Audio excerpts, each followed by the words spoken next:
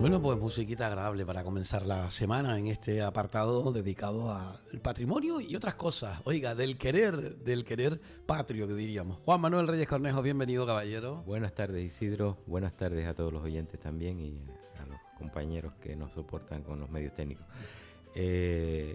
Bueno, hemos entrado, habíamos hablado, o habíamos dedicado la primera parte del mes de noviembre a lo que está dedicado al mes de noviembre, que es a nuestros antepasados y a la gente que nos ha dejado un poco y que de alguna manera nos ha dejado su herencia, ¿verdad?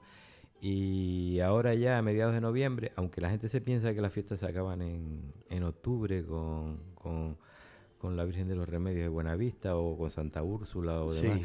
pues no suele ser así. Solemos seguir teniendo un montón de fiestas diseminadas por todo nuestro calendario, incluso ya chocando incluso con las fiestas navideñas, que cada vez nos las adelantan más también, que ya lo hablamos en el anterior programa.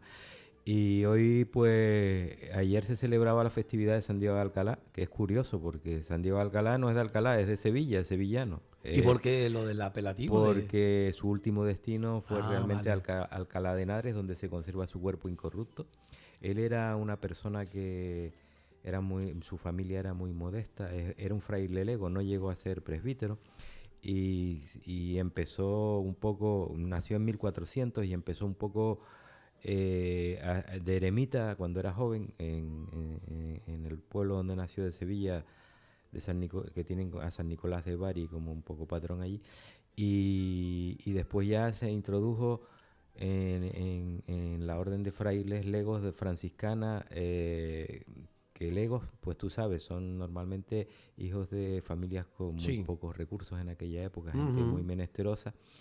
Y desde un principio pues su vocación fue ayudar a los demás y la sencillez franciscana, que también viene plasmada en el patrón de la orden, que es San Francisco de Asís. Me gusta mucho esa diferenciación, porque mucha gente no la sabe. Lo estás aclarando tú hoy y para mí es algo importantísimo, Juanma. El hecho que la gente, cuando habla acerca de un presbítero, del ego, es decir, y de las razones por las cuales se llaman de una manera o de otra, ¿no? Sí, bueno, hay una gran cantidad en el santoral de personajes que realmente no tenían un nivel intelectual muy alto, pero sí están en los altares realmente por volcarse con el prójimo y dentro de su menesterosidad, de no ser gente pudiente y de tener una serie de deficiencias y de vivir con lo mínimo, pues se volcaban en el prójimo, en ayudar al prójimo, en asistir al prójimo, cosa que hoy tenemos un poquito olvidada en nuestra sociedad. Y bueno, con San Diego, pues como te decía, empezó así y terminó sus días de fraile lego. Es una orden menor dentro de la franciscana. Y hay que decir también que estuvo 4 años de misionero aquí en Canarias. Concretamente empezó en la isla de Lanzarote y después pasaron a Fuerteventura cuando se trasladó el Rubicón a Betancuria, porque era una zona más escarpada, más protegida de los ataques piráticos y demás. Y entonces da la circunstancia, fíjate tú, que aún siendo un monje lego, que eso normalmente, tú sabes que en los monasterios después habían otros que eran más de realengo, que venían de familias acomodadas, y llegó a ser el prior de este convento que se fundó en Betancuria, y tiene que ver con la llegada de los normandos, la primera conquista de la isla en la primera mitad de 1400, y con esa aparición incluso de la Virgen de la Peña y demás. Pues bueno, después de eso pues tuvo que retornar a la península de nuevo y llegó a Roma también, para una beatificación. Ahora no recuerdo el nombre del santo que se beatificaba. Y después ya su último periodo fue murió en 1466, creo que fue, y en Alcalá de Henares se conserva su cuerpo, incorrupto, dicen, está momificado realmente, y lo exponen tal día como ayer. Y aquí en Canarias la gente solo conoce a San Diego por la dichosa fuga de San Diego y los estudiantes, ¿no? Y que es un tema también controvertido, pero que es más anterior también, y de hecho en La Laguna tuvieron una gran preponderancia las fiestas populares de San Diego, antes incluso de que apareciera el fenómeno en el siglo XX, a principios del siglo XX, de la famosa fuga de San Diego, y era que se hacían unas romerías a esa parte alejada de la campiña lagunera, y que incluso fue desecada, porque tú sabes que el nombre de la laguna le viene por las escorrentías que vienen tanto del Monte de las Mercedes como de los distintos, aquel especie de circo que forma el valle. Y había una laguna que incluso decía que los primeros frailes que ocuparon el convento de Recoletos dedicado a San Diego de Alcalá, pues tenían que usar unas especies de góndolas con unas pértigas para cruzar la laguna para ir al otro extremo. Y después el convento estaba en un lugar que era muy frecuentado por brujas para bailaderos y cosas de estas. Bueno, que entonces fue en cierta manera el lago, digamos, adrede secado. Sí, se fue desecado, e incluso ahora está de actualidad porque han colgado han hecho han reproducido virtualmente cómo estaba configurada la laguna poco después de la conquista, y se ve perfectamente la laguna que ocupaba una gran parte hacia ese lado, para que los oyentes nos entiendan, de lo que es el Camino Largo, San Diego, toda esa parte de la Vega Lagunera.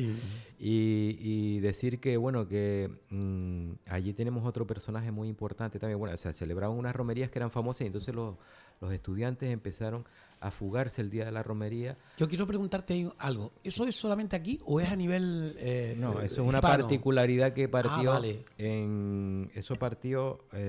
Ahora hay una controversia también entre Romeo Palazuelos, que escribió algo de esto, que era un historiador, el conde de Barbate, que ya ha fallecido, el pobre, y había hecho un estudio sobre el tema, y se basaba en un catedrático, un tal Diego Jiménez, que vino por aquí y recién llegado no entendió que los estudiantes se le marcharan, precisamente, fíjate tú, qué curioso, era el día de su santo, se le marcharan de clase, y entonces lo prohibió. Y entonces eso lo que ocasionó fue lo contrario, una masiva fuga de estudiantes. Y el conde de Barbate lo ubicaba en torno a 1919, 1920. Y ahora estudios que se han realizado por la llegada y la documentación que existe en la universidad de la llegada de este Diego Jiménez, de este catedrático, es que fue en 1915 cuando se produjo la llegada de este personaje, y sucesivamente sería la prohibición por su parte, ¿no? Que eso generó que empezaran a fugarse en masa los estudiantes, y que durara esa tradición hasta finales de los años 70 de este pasado siglo, en que desgraciadamente, bueno, me faltó decir que ese convento de Recoletos de frailes menores de San Diego, que fue creado en La Laguna y que tuvo una gran importancia, fíjate tú si tuvo importancia, que el rey Alfonso XIII en su visita lo llega a visitar, y se conservan fotografías de el rey bajo un dosel allí en la ermita de San Diego, con lo cual quiere decir que era un templo de cierta importancia dentro de lo que era La Laguna. Lo que pasa que lo que ocurrió después de la desamortización y la época esa anticlerical un poco, que aquello se privatizó, pasó a manos privadas. Por último, creo que una de las últimas moradoras que era propietaria era Alicia Navarro, la famosa Mije esta. Cambronero. Sí, y hasta esa época lo mantuvo ella, e incluso los dueños de la hacienda fomentaban la fiesta y la patrocinaban un poco. Pero una fiesta incluso con romería, como dices tú. Sí. Entonces eso fue decayendo. Bueno, y se celebraban bailes y demás. Y yo recuerdo de ir, yo llegué a ir a la fuga a finales de los 70. Íbamos a visitar la casita de Fray Juan, los botones. De Fray Juan. Bueno, ese es el fundador, que estaba en mármol. Y llegábamos a visitar porque aquello también es el lugar de enterramiento de otro fraile menor, también franciscano, que es Fray Juan de Jesús, que es el icodense, que pasó por aquí por el Puerto de la Cruz. Sí, cierto. Es el famoso, que está incluso... Hay colectivos que pretenden canonizarlo. Es que es igual que San Diego. Es, decir, que también es lo mismo, ¿no? Es que yo creo que él lo tomó como modelo. Evidencia, y tiene algunos pasajes de algunos presuntos milagros, ¿no? Sí. Pues entonces, bueno, San Diego tiene en vida, por ejemplo, un niño que se metió en un horno en Sevilla. La madre se descuidó, se metió en un horno, se puso a dormir dentro del horno, y la madre no se dio cuenta, metió la leña y le prendió fuego. Y dicen que un milagro de San Diego lo salvó. Después también... a Felipe II y a los monarcas también ya fallecidos, le enfermaron y le pusieron el cuerpo al lado de donde ellos yacían y dicen que sanaron. Son cuestiones que tú sabes, ¿no? Siempre No, se no, te... lo de San Diego yo sabía lo que yo te dije a ti, de la charca sumergido. Y allí precisamente, en el convento de Recoletos de San Diego del Monte, fue donde fue a parar el pueblo de Fray Juan de Jesús, que empezó... También era humilde. Lo que pasa es que estaba emparentado con el que fue Mensei de Icó, era descendiente un poco más lejano del que fuera Diego di Baute, me parece, o no me acuerdo cómo se llamaba, el nombre cristianizado del que fue Mensei de Icó. Y este hombre, su padre lo puso a aprender de tonelero, era la época de los vinos, cuando se exportaban por el puerto de Garachico. Y en Garachico estuvo aprendiendo, pero tuvo un maestro que era muy, muy soez y muy terrible y muy malvado.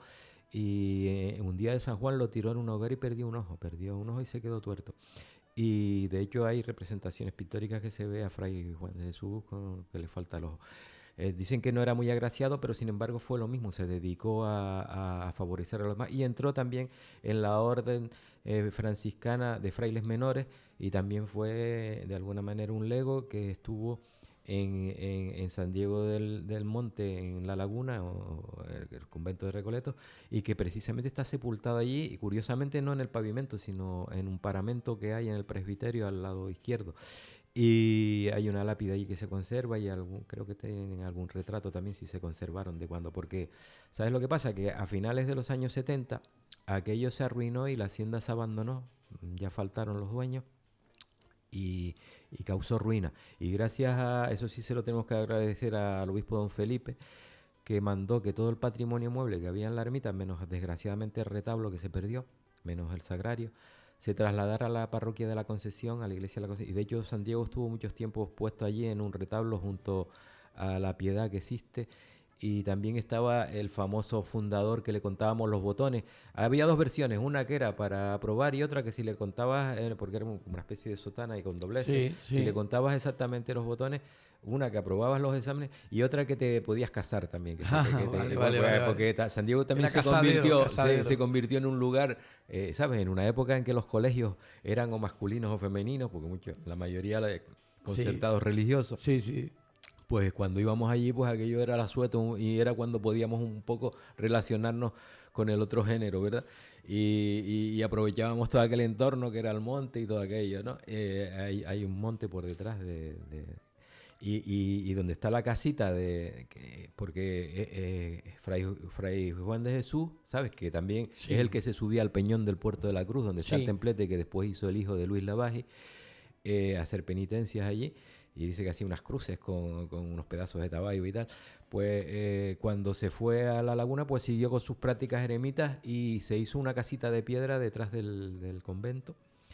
Y había unos muros también que delimitaban para evitar que los animales... Pero dicen que había un burro muy inteligente o malvado. O algunos le achacaban que estaba poseído por el demonio, que le destrozaba el muro a coces, ¿sabes? Y entonces él lo tenía que reconstruir todos los días. Y eso todavía lo enseñan. Y el muro está derruido ahora. Es un muro de piedra muerta de esta, que está en la trasera de la ermita.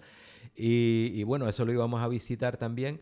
Y como te estaba diciendo, en la década de los 70 se cerró aquello, quedó en estado de abandono. Desgraciadamente lo que es la ermita ocasionó ruina y se perdió. Lo único que quedó allí del patrimonio mueble fue el retablo. Como te decía, lo demás se intentó trasladar a la concesión de La Laguna por instancias del obispo de Felipe, que precisamente está enterrado ahí en la concesión. Y resulta que, claro, hasta el 2006, que se vuelve a recuperar por la asociación de vecinos y tal, la tradición, que ayer hubo procesión y hubieron actos y se vuelven a estar recuperando las fiestas, pues se ha restablecido de alguna manera esa tradición. Lo que pasa es que ya los estudiantes no están en la labor ya de entienden de otra manera y se dedican a tirarle huevos a las guaguas y hasta piedras y hacer barbaridades que no hacíamos nosotros en la época de San Diego, que lo más que hacíamos era fugarnos, ¿verdad? Pero que eso sobre todo está más ceñido a lo que es la parte de La Laguna, de Santa Cruz, porque en el norte no ha tenido tanto predicamento. Aquí ha estado más San Andrés, ¿no? Eso fue más una tradición. Bueno, una tradición no tiene el tiempo para hacer tradición, pero fue, ya te digo, a partir de 1915 en adelante probablemente las romerías sí se celebraban, las festividades y tuvieron mucho arraigo. Ya te digo, Alfonso XIII visitó incluso la ermita, que eso era tenía que ser un referente como el Cristo de la Laguna, pues claro, por supuesto, por supuesto. Entonces, lo que luego se extendió a Santa Cruz, al área metropolitana, sobre todo en la segunda mitad del siglo XX, porque primero también solo iban los de una facultad, después empezó a sumarse gente, iban los del instituto también, y se fue generalizando, pero empezó más que nada por la prohibición de este catedrático, que se antojó que no se podían ir el día de la fuga.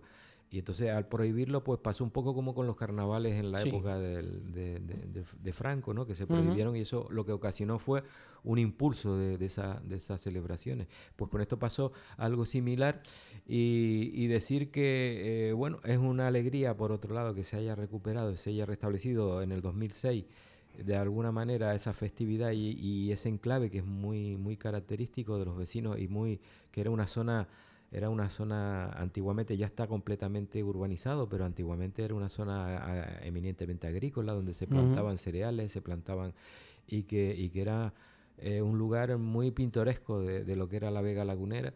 Y yo me alegro que de alguna manera se haya recuperado. Lo que ya te digo, tendríamos desde la docencia sobre todo que empezar a instruir, porque ya los chicos de hoy en día, date cuenta tú, desde finales de los 70 hasta ahora, han transcurrido ya casi 4 décadas y se ha perdido el rastro de lo que era esa tradición. Hay una curiosidad que yo quiero decirte, porque en el norte, yo decía antes, no, que el norte no se celebra, pero no, sí que tenemos, se celebra y tenemos referencia, la matanza. Sí, la matanza desde el siglo XVII. Exacto. Y que fue una fundación. En la Isla Baja también, ¿no? Después los silos. No, lo tienes en varios lados. Mira, te voy a explicar.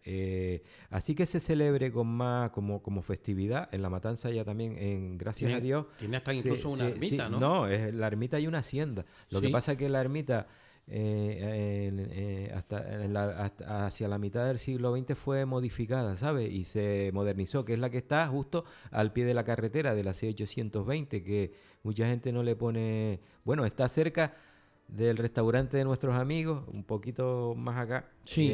Según sales vamos a dar una referencia, el bar El Caballo Blanco, sales y la primera ermita que te encuentras a mano derecha y por debajo estaba la hacienda, ¿sabes? Y eso se actualizó un poco, lo que era la ermita, y está modificada en su fachada y demás con elementos que ya son del siglo XX, pero sin embargo se conserva la imagen y después también hay unas imágenes industriales de una de las que fuera patrona de aquí de la Orotava, de la ermita, por último, que ya ha sido cedida al obispado, ya la tiene el obispado en propiedad, y que se celebra la festividad de San Diego exactamente. Después lo tenemos en Icó con una representación en el retablo principal de la iglesia de San Marcos de Icó, una representación de una iconografía muy cercana a Pedro de Mena, al escultor Pedro de Mena, que lo representa en vez de abrazado a la cruz con unas flores, porque también decían que él se dedicaba a auxiliar a la gente pobre y a darle de comer a los hambrientos y a los mendigos y tal.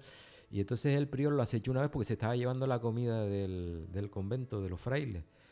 Y lo sorprendió y le dijo, ¿qué lleva usted? Porque se lo ponía aquí delante del hábito.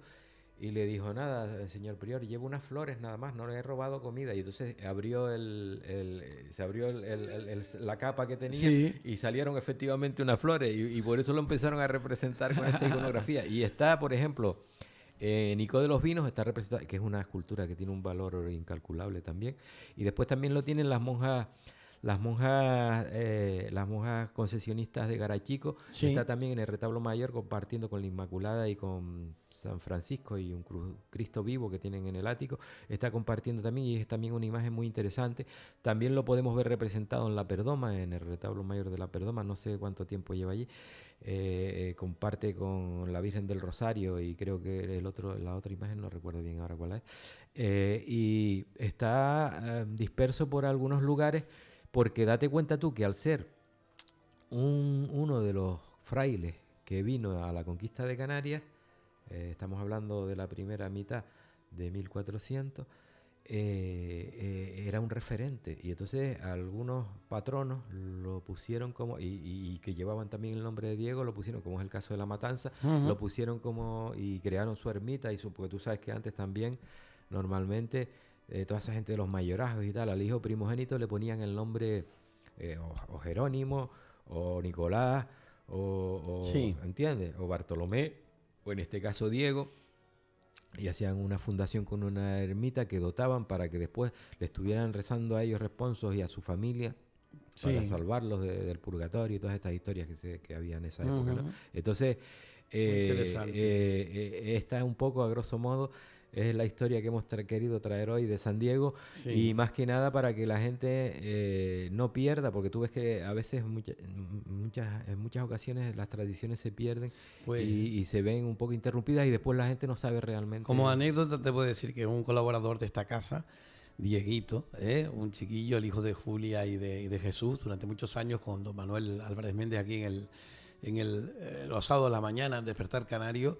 Diego ahora es un ingeniero informático, está en Abu Dhabi. Pues fíjate tú. Y Diego también es un hombre muy afamado aquí en Los Realejos. Bueno, un gran profesor, Diego, el amigo Diego del Toscar Longuera, compañero de mi hermano Sisto, Fernando y demás en la OGE, uno de los grandes docentes, que también le mandamos las felicidades. Y Diego, que de Tigaiga, el hombre de las frutas, la verdura, un hombre también muy querido y bueno, y de verdad, siempre. Y es curioso porque la otra vez me dijo alguien, Isidro, no te olvides que hay un equipo de fútbol que es el San Diego. Digo, vale. Y también en el Puerto de la Cruz hay un hotel o no sé qué son, el San Diego. Le Bueno, digo, pues, en Estados Unidos hay una hay entidad poblacional que es San Diego, pero está no es porque él falla de haya San ido Andrés. allí, sino, ¿sabes? De alguna manera, por la fama que se creó también. Sí. Pero él desgraciadamente no llegó a cruzar. Es al curioso otro lado del porque Atlántico. es San Diego y es justamente está en la falla de San Andrés. Sí. Bueno, pues una cosita así. Oye, Juanma, muy interesante, no hay duda. Mira, yo me quedo otra vez con lo del tema del Lego. Lo que dijiste tú de presbítero, ¿cómo era eso exactamente? Bueno, presbítero, para que nos entiendan los oyentes que no estén muy cercanos a la iglesia, son aquellos sacerdotes que pueden consagrar, que pueden, Sí. y que normalmente suelen ser los párrocos. Después también están los de las órdenes, ¿no? Que están un poco los regulares que dependen de la diócesis. Pero esta gente no llegó, le pasa como al hermano Pedro. El hermano Pedro no llegó tampoco a ser presbítero, simplemente, y era también pertenecía a la orden franciscana. Sí, bueno, no, ojo, legos, normalmente cuando en plena Edad Media, que tú sabes que las familias, todo el patrimonio lo depositaban en el primogénito y después el resto de los hermanos, al quedarse sin recursos, o iban para las milicias o iban para la iglesia. Si eran de familias nobles, si eran monjas, por ejemplo, eran monjas de velo. En el caso que es el caso, por ejemplo, de Sor María de Jesús, también es una monja lega, que también es contemporánea de Fray Juan de Jesús, y que tienen una relación, y están pintados en un cuadro en la ermita de Machado, juntos con una representación del Cristo de la humildad y paciencia. Si te fijas, la gente que era hija de labriegos, de medianeros, esos normalmente para acceder a los conventos eran los desgraciaditos. Había clases sociales también. De hecho, hay hasta una cosa que se llaman los beaterios, que son unas casitas adosadas que ponían para las monjas con su servidumbre y todo, para las que eran de clase social alta. Pero después, las monjas legos eran las que hacían los trabajos mecánicos del convento, era la limpieza, la labranza, el trabajo duro, eran un poco las criadillas, ¿no? Y se conocían por las legas o monjes legos también en las órdenes masculinas, y eran un poco de familias con poco nivel social, ¿no? Eso para que se den cuenta también, y es una cuestión que muchas veces se nos escapa, ¿no? Y que, hombre, la iglesia también ha pecado de ponerse muchas veces de parte del poder. En esa parte ha mejorado. Sí. Juan Manuel Reyes Conejo, muchísimas gracias. Felicidades a todos los Diegos. Sí, señor. Y que si hoy se fuga alguno, porque al caer en domingo, unos optaron por fugarse el viernes y otros lo van a hacer hoy. Que no se dediquen, por favor, a hacer gamberradas. Que igual todavía está abierta la ermita de San Diego, la pueden ver, y es un entorno muy bonito y en el que se puede incluso hasta comer alguna castaña. Bueno, pues habrá que ir por allí para visitarlo. Un abrazo, muchas gracias.